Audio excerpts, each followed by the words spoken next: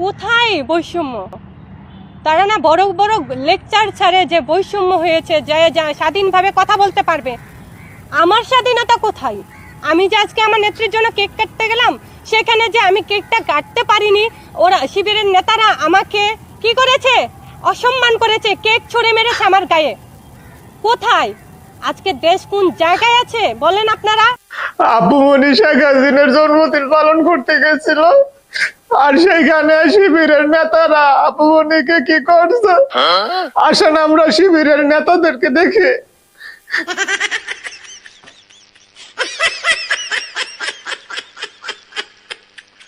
এইখানে শিবিরের নেতা কর্মী দেখেন আছে 3-4 জনের মতন আছে। তার মধ্যে থেকে সবচেয়ে বড় যে নেতা কর্মী, সে তার বয়স কম হলেও 14 বছর হবে।